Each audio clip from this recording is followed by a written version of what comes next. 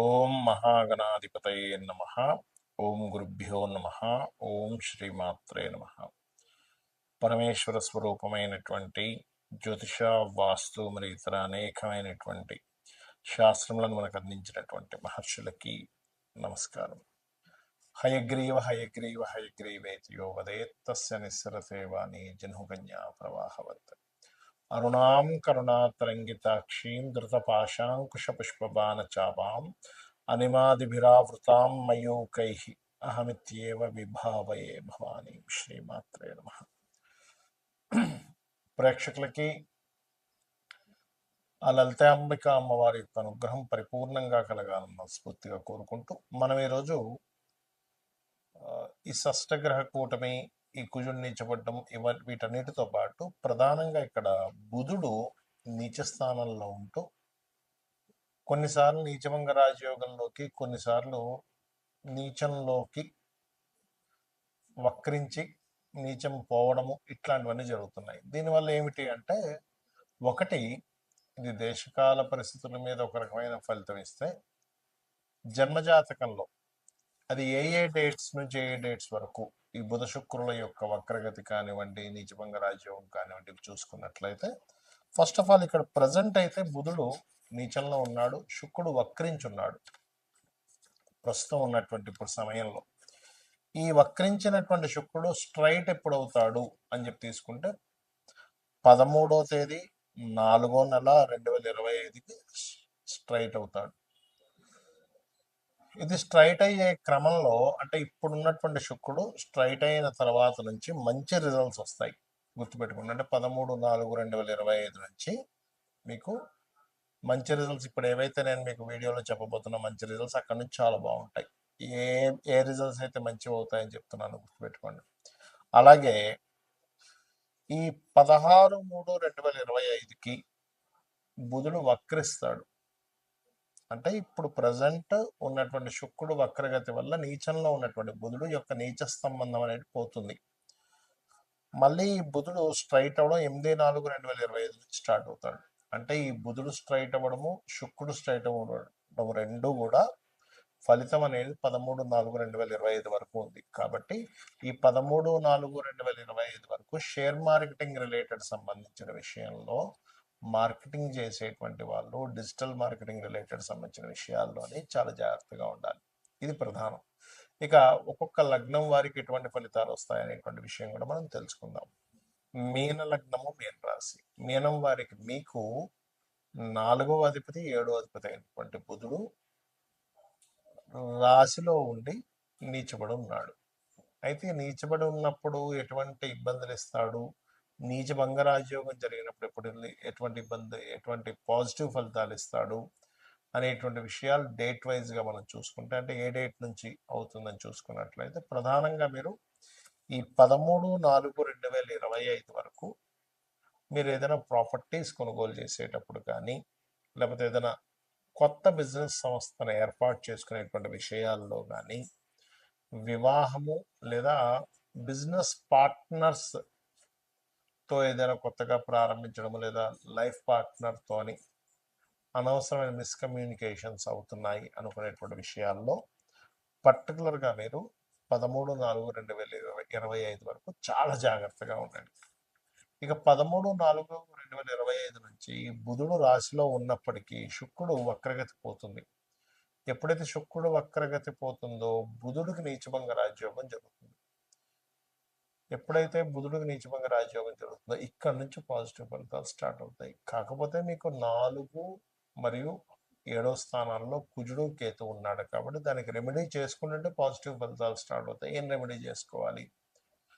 మీకు దానం ఇవ్వడము, గోశాలకు వెళ్ళడము చేయలేరు అనుకోండి, ఉదాహరణకి మీరు ఏం చేయండి అంటే, చక్కగా నవగ్రహాల్లో బుధ, కుజ, కేతు ఈ 3 గ్రహాల దగ్గర దీపారాధన చేయండి.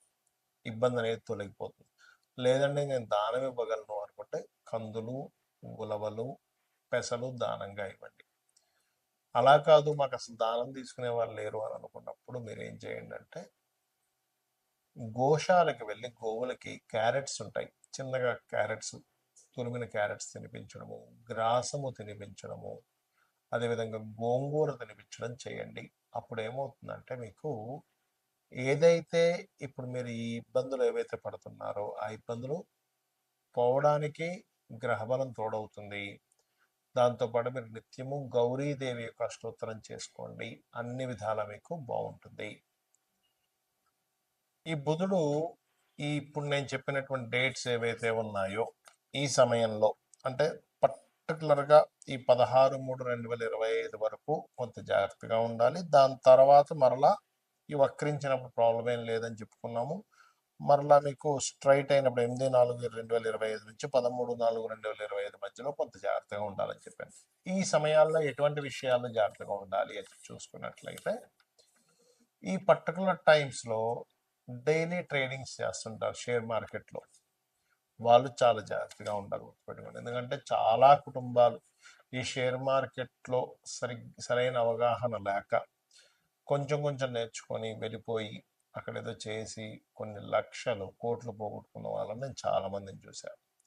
అయితే ఒకటి గుర్తుపెట్టుకోండి, ఎవరికైనా షేర్ మార్కెట్లో బాగా రాణించాలి అంటే కనుక మీరు మీ జన్మజాతకంలో మంచి మహాదశ అయినా ఒకటి నడుస్తుండాలి, లేదా మీకు పర్టికులర్గా ఒక నీచభంగ రాజయోగం విపరీత రాజయోగం అయినా ఉండాలి మీ జన్మజాతకంలో.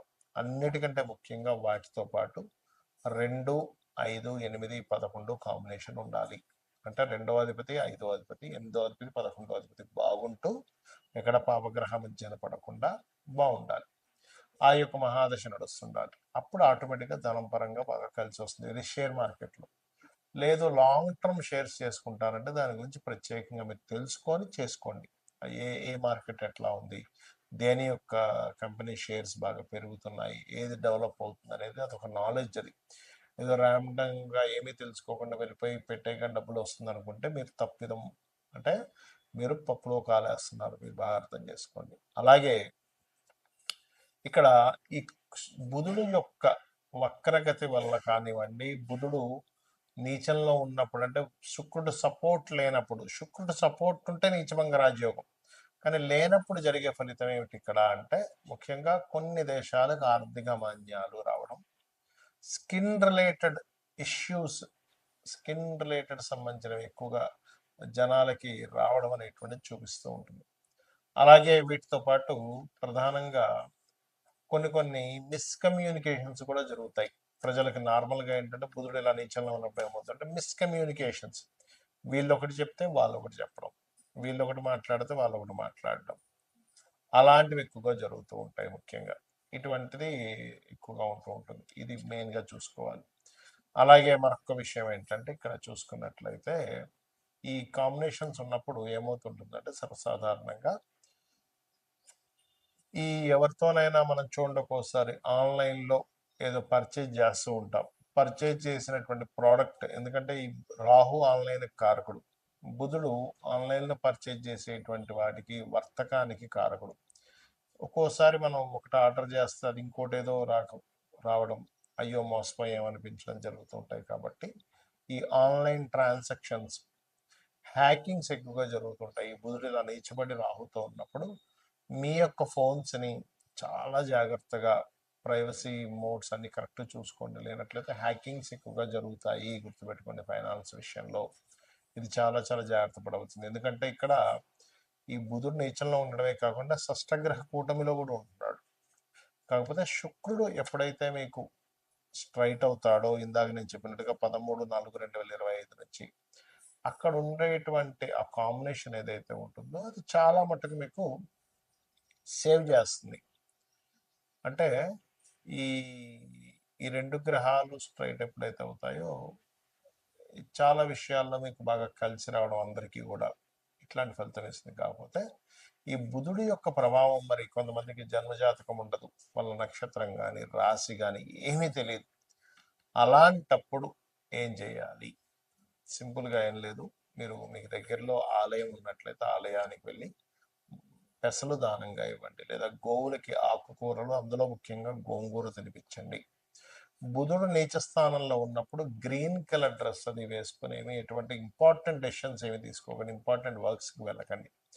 ఏ గ్రహం అయితే నీచంలో ఉంటుందో ఆ గ్రహ సంబంధించినటువంటి విషయాల్లో ప్రాబ్లమాటిక్ అనేది ఫేస్ చేస్తూ ఉంటాం. కాబట్టి ఇవి చేయండి, అన్ని విధాలా మీకు బాగుంటుంది. దీంట్లో పర్టికులర్గా ఓం అపర్ణాయే నమః అనే మంత్రం చేయండి, అన్ని విధాలా బాగుంటుంది.